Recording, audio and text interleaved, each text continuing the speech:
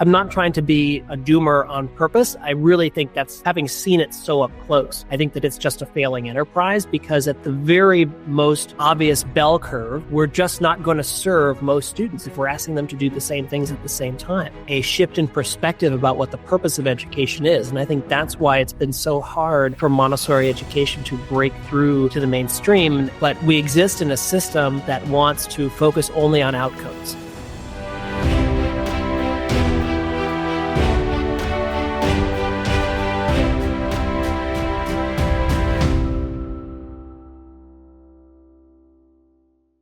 So let's talk about Montessori principles and how do they meet today's educational needs?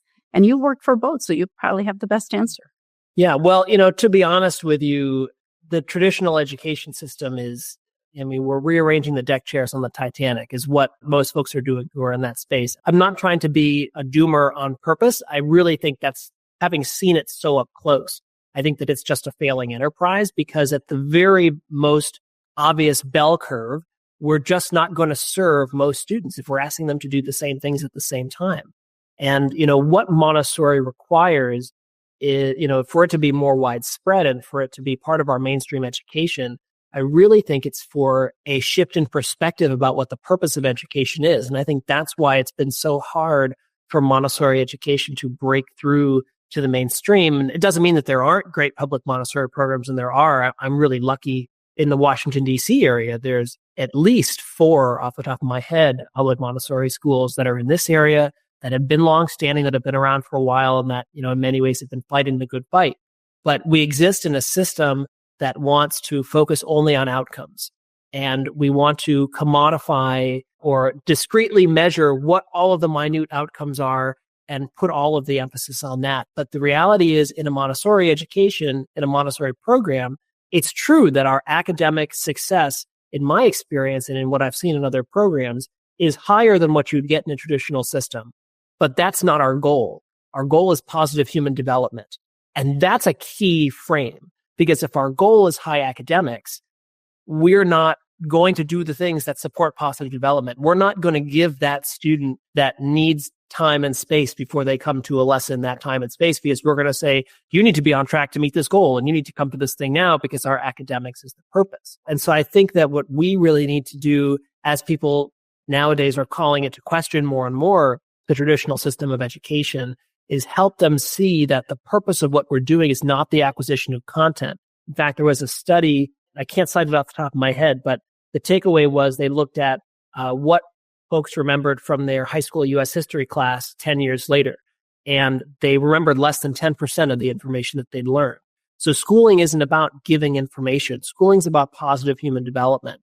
And when we foster positive human development, we prepare a young person for life. When we prepare them for life, we prepare them for everything, not just college, not just a career, but for all of the different pathways out there.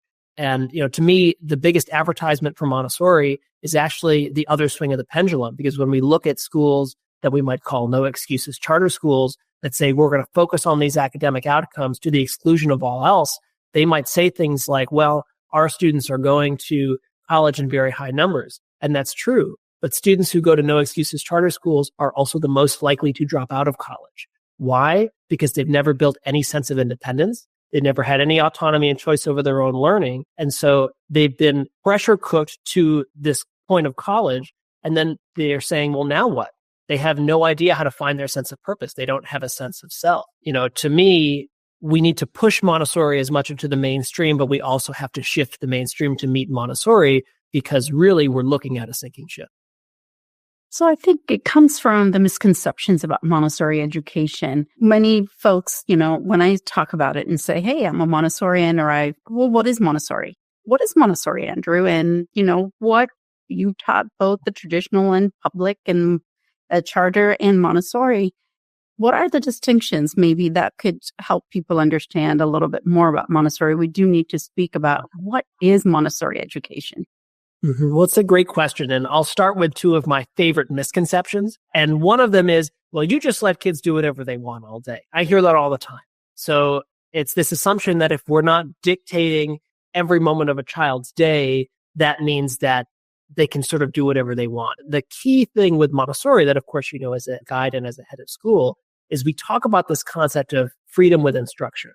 And so if we provide unlimited freedom for the young person, that's not going to be the most productive environment for them. But the goal is not that the teacher shares information, but that we prepare an environment that invites that young person to work in some capacity, whether that's intellectual work, whether that's mental work, or whether that's physical work, whatever that might be.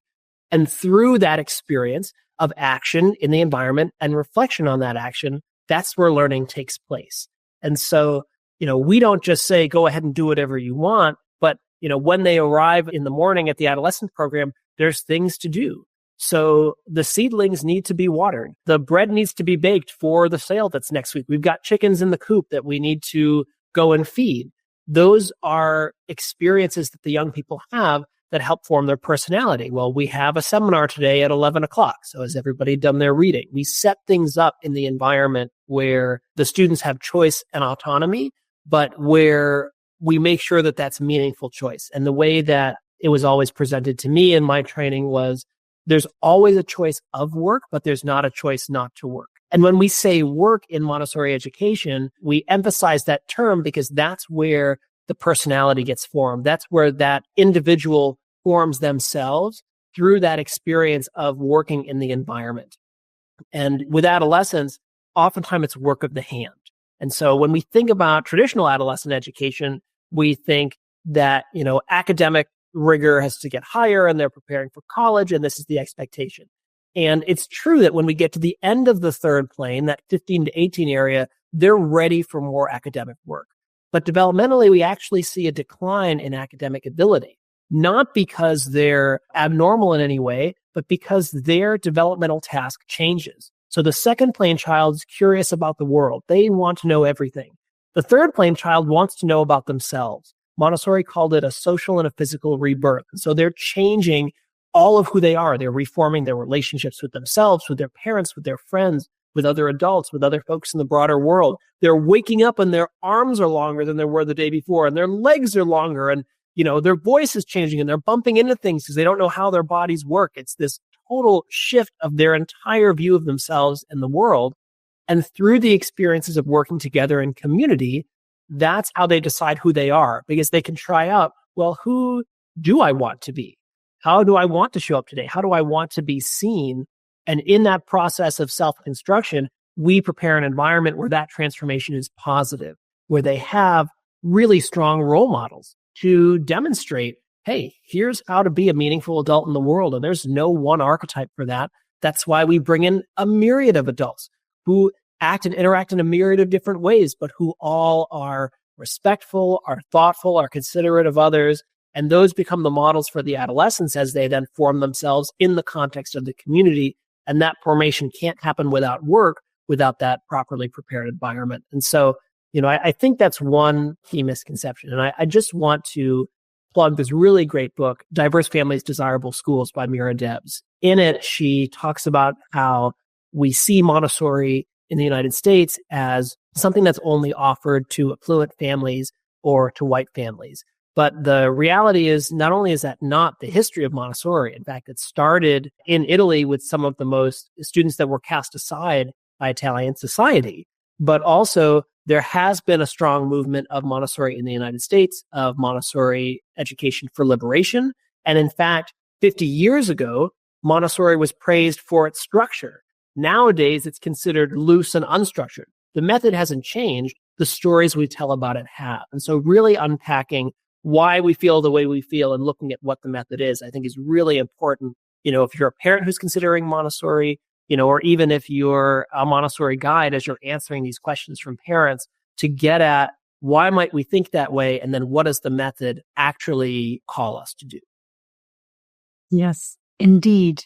Questioning and supporting observation is one of the things that I always tell the parents. Come and observe our schools, our programs, our classrooms, and see the purpose behind the movement that we notice. So now often there is a misconception also about when children move from one program to another, because it's like, the one that graduates early is the smartest, in misconception in some cultures.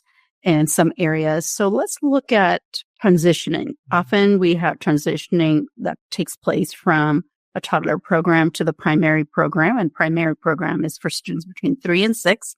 Elementary program, the lower elementary is 6 to 9, upper elementary 9 to 12. So when is it appropriate for us to move the children from one to another? You just spoke about the 4 planes of development and being developmentally ready. Well, I mean, I think it's a great question because I have had conversations with parents about early move-ups. The argument is my child is academically ready. They've, mastered a particular grade level, however we might want to define that. And I have problems with how that's defined, but that's a different conversation of content. I think they're ready for the next class. And that's based on this cultural assumption, back to what I was saying earlier, that education is about the transmission of content. So I've checked the box on this content and I'm ready for the next class. But I think the beauty of Montessori education is twofold. The first is that a Montessori guide can pull work from higher levels and present it to the child in that classroom. So a child in the 3 to 6 classroom that's ready for math materials or language materials from the 6 to 9 classroom can simply bring those materials and provide those lessons to that young person. I mean, so that is really not that hard because they don't have to wait with their peers. We're talking about an education that's individualized.